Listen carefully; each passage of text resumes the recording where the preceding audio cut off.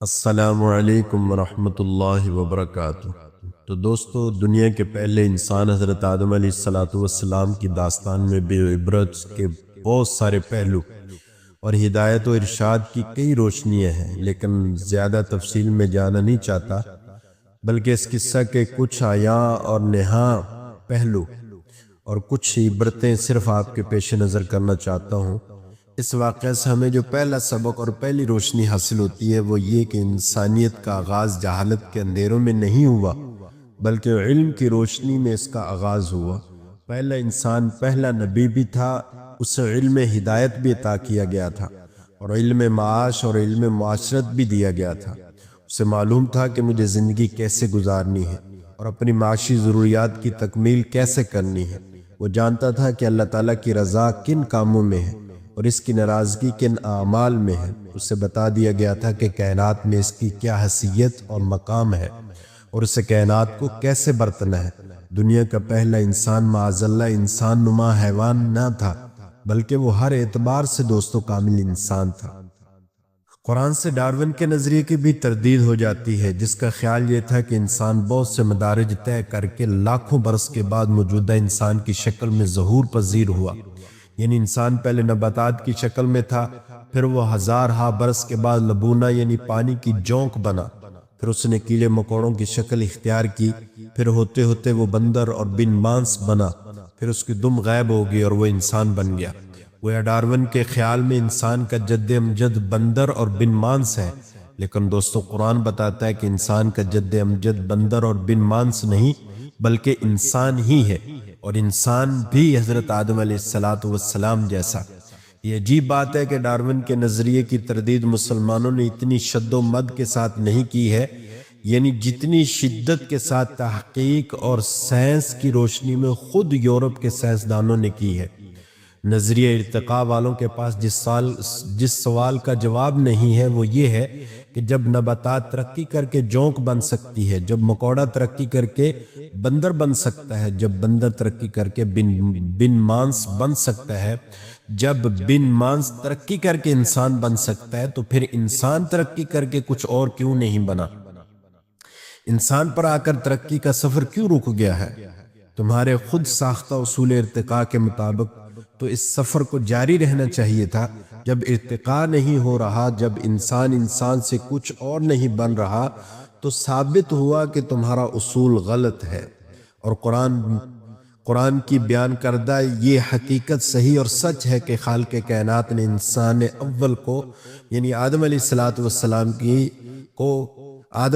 السلام کی شکل میں ہی پیدا کیا، اور پھر اس کی طرح ایک ہم جنس مخلوق اما ہوا کو وجود دے کر اس زمینی کائنات پر نسل انسانی کا سلسلہ قائم کیا۔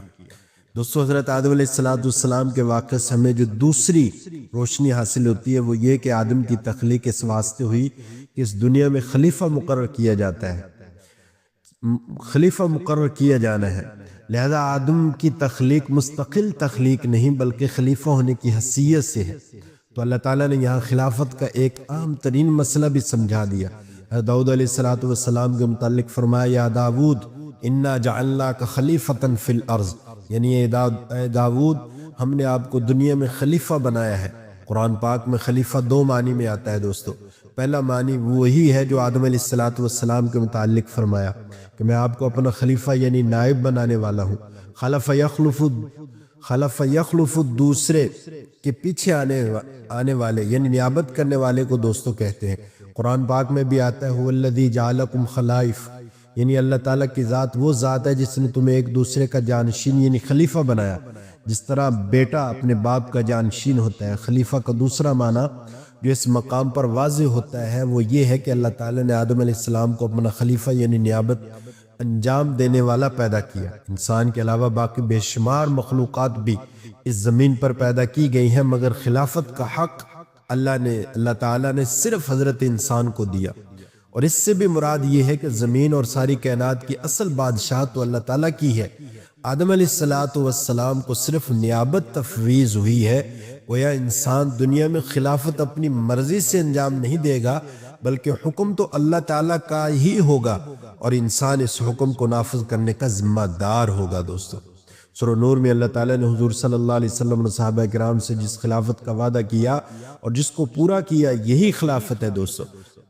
جیسے کہ اللہ تعالیٰ فرماتے وعد اللہ الذین آمنوا منکم وعملوا الصالحات لیستخلفنہم فی الارض۔ معلوم ہوا کہ اللہ تعالیٰ کا مقرر کردہ نظام خلافت ہے۔ دین میں ملوکیت اور ڈکٹیٹرشپ کی کوئی حیثیت نہیں دوستو۔ انسان تو اس زمین میں اللہ تعالیٰ کا نظام نافذ کرنے والا ادارہ ہے، اس کو اپنی کوئی مستقل حیثیت نہیں ہے کہ جس قسم کے احکام چاہے نافذ کرے، بلکہ اس احکام اللہ تعالیٰ سے ہی حاصل کرنے ہوں گے۔ کہ مسلمانوں کے تمام فرقے اس بات پر متفق ہیں خلیفہ منتخب ہونا چاہیے۔ صرف ایک دوستو خارجی فرقہ ایسا ہے جو کہتا ہے کہ حکومت صرف اللہ ہی کی ہے، کیونکہ کوئی اس کا خلیفہ نہیں ہے۔ یہ لوگ ہیں جو خلافت کو دوستو تسلیم نہیں کرتے، حالانکہ اللہ تعالیٰ نے انسان کی تخلیق ہی بطور خلیفہ کے کی ہے۔ اس معاملہ میں شیعہ مذہب بھی باطل ہے کہ اس کے پیروکار خلیفہ یا حاکم اور امام کو معصوم اور اللہ تعالیٰ کی طرف سے مقرر شدہ مانتے ہیں۔ یہ دوستو نظریہ غلط ہے، کیونکہ خلیفہ کو منتخب کرنے والے عام لوگ ہیں اور وہی اسے معزول بھی کر سکتے ہیں۔ اس مسئلہ میں اہل سنت والجماعت کا نظریہ بالکل واضح ہے کہ خلیفہ کا انتخاب واجب ہے، اس کو منصوص اور مقرر نہیں کیا گیا، بلکہ جماعت المسلمین پر چھوڑا گیا ہے کہ وہ اپنے میں سے بہتر شخص کو اس منصب پر فیض کر لے۔ خلیفہ کے بغیر نظام ارضی کا چلانا درست نہیں ہے۔ صحابہ کرام اس بات کو اچھی طرح سمجھتے تھے، چنانچہ حضور صلی اللہ علیہ وسلم کی وفات پر مسئلہ خلافت آپ کے دفن سے دوستو پہلے طے کر لیا گیا تھا۔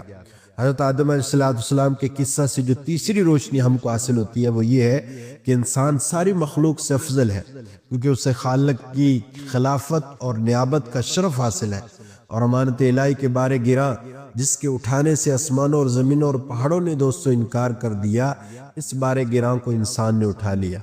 اللہ تعالیٰ قرآن میں فرماتے اِنَّا عَرَضْنَا الْأَمَانَةَ عَلَى السَّمَاوَاتِ وَالْأَرْضِ فَأَبَيْنَ أَن يَحْمِلْنَهَا وَحَمَلَهَا الْإِنسَانُ،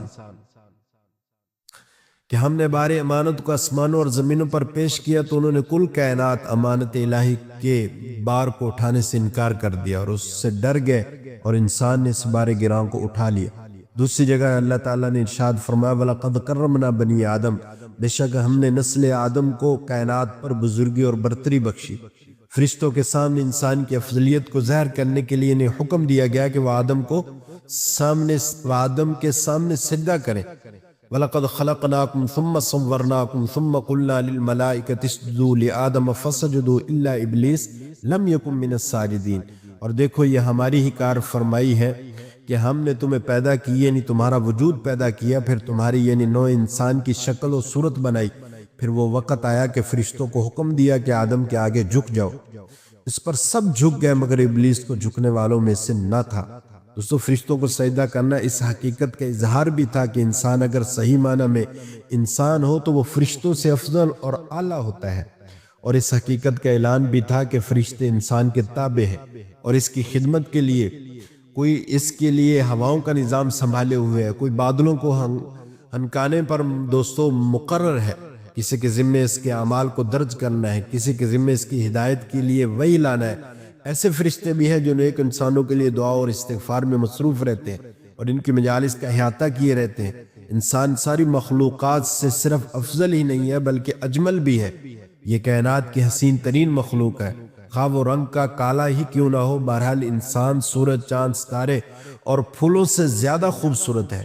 اسی لیے دوستو اللہ تعالیٰ نے قرآن عظیم میں 4 قسمیں اٹھا کر انسان کو حسن و جمال کو بیان فرمایا والتین والزیتون وطور سینین وہذا البلد الامین لقد خلقنا الانسان فی احسن تقویم۔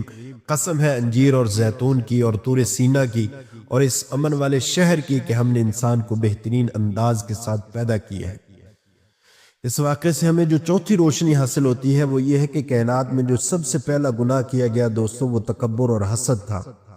دوستو ایک روایت بیان کی ہے کہ اس کائنات میں سب سے پہلا گناہ حسد تھا جو ابلیس نے آدم علیہ السلام پر کیا، اور اس سے یہ سبق بھی ملتا ہے کہ تکبر اور حسد کا مرض اچھے لوگوں کو لاحق ہو سکتا ہے اور انہیں ایمان تک سے محروم کر سکتا ہے۔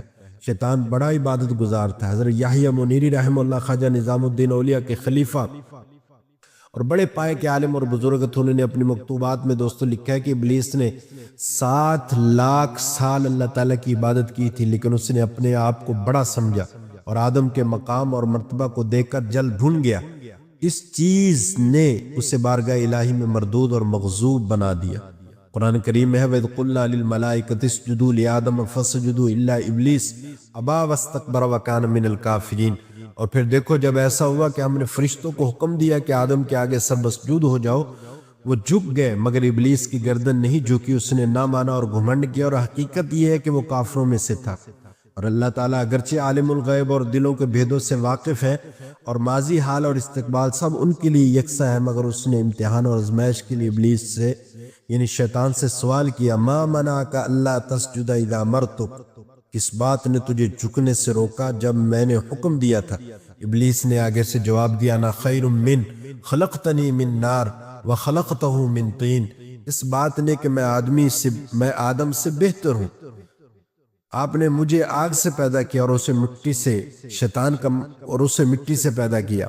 شیطان کا دوستو مقصد یہ تھا کہ میں آدم سے افضل ہوں، اس لیے کہ تو نے مجھے آگ سے بنایا اور آگ بلندی اور رفت چاہتی ہے، اور آدم مخلوق خاکی، بلا خاک کو آگ سے کیا نسبت؟ اے خدا پھر تیرا یہ حکم کہ ناری خاکی کو سجدہ کرے کیا انصاف پر مبنی ہے؟ میں ہر حالت میں آدم سے بہتر ہوں، لہذا وہ مجھے سجدہ کرے، نہ کہ میں اس کے سامنے سر مسجود ہوں۔ مگر بدبخت شیطان اپنے غرور و تکبر میں یہ بھی بھول گیا کہ جب تو اور آدم دونوں خدا کی مخلوق ہو تو مخلوق کی حقیقت خالق سے بہتر خود وہ مخلوق بھی نہیں جان سکتی۔ وہ اپنی اور یعنی اس گھمنڈ میں یہ سمجھنے سے قاصر رہا کہ مرتبہ کی بلندی و پستی اس مادہ کی بنا پر نہیں جس سے کسی مخلوق کا خمیر تیار کیا گیا ہے، بلکہ اس کی ان صفات پر ہے جو خالق کائنات نے اس کے اندر ودیت کی۔ دوستو تکبر عقل پر حقیقت میں پردہ ڈال دیتا ہے، یہاں تک کہ بعض اوقات متکبر انسان اللہ تعالیٰ کے مقابل میں بھی آ جاتا ہے۔ فرعون، قارون، حامان اور شداد جیسوں کو تکبر ہی نے اپنے خالق و مالک کے مقابلے میں لا کھڑا کیا تھا، اور یہ ایسا خبیث اور دقیق مرض ہے کہ بسا اوقات انسان اس میں مبتلا ہوتا ہے لیکن اسے پتہ ہی نہیں چلتا کہ میں اس مرض میں مبتلا ہوں۔ بہت سارے لوگ ہیں جو اپنے آپ کو خاکسار، عاجز، لا شیء، حقیر اور فقیر کہتے ہیں، حالانکہ ان کے باطن میں تکبر کے جراثیم ہوتے ہیں۔ صوفیہ کہتے ہیں کہ بڑی کھٹن، ریاضت اور عبادت کرنے والوں اور اپنی اصلاح اور باطن کی تزکیہ کی کوشش کرنے والوں کے دل و دماغ سے بھی جو چیز سب سے آخر میں نکلتی ہے وہ حب مال اور حب جاہ ہوتی ہے۔ دوستو حب جاہ اسی میں ہوتی ہے جس میں تکبر ہوتا ہے۔ قرآن و سنت میں متکبروں اور تکبر کی شدید مذمت کی گئی ہے۔ اللہ تعالیٰ کا فرمان ہے، میں ان لوگوں کو اپنی آیات سے پھیر دوں گا جو زمین پر ناحق تکبر کرتے ہیں۔ دوسری جگہ فرمایا آج قیامت کے دن تمہیں ذلت کا عذاب دیا جائے گا اس وجہ سے کہ تم زمین پر ناحق تکبر کرتے تھے۔ تیسری جگہ فرمایا بے شک جو لوگ میری عبادت سے تکبر کرتے ہیں وہ جہنم میں ذلت کے ساتھ داخل ہوں گے۔ چوتھی جگہ فرمایا کیا جہنم میں متکبرین کا ٹھکانہ نہیں ہے؟ پانچویں جگہ فرمایا بے شک وہ اللہ تعالیٰ تکبر کرنے والوں کو بالکل پسند نہیں کرتا۔ تو دوستو اللہ تعالیٰ مجھے آپ کو ان ساری صفات پر جو ہمیں ان حضرت آدم علیہ السلام کے انسان اول ہونے کے اعتبار سے اسباق ملتے ہیں، اللہ تعالیٰ ان سارے اسباق پر ہمیں عمل کرنے کی توفیق عطا فرمائے، بالخصوص حسد، تکبر سے بچنے کی توفیق عطا فرمائے۔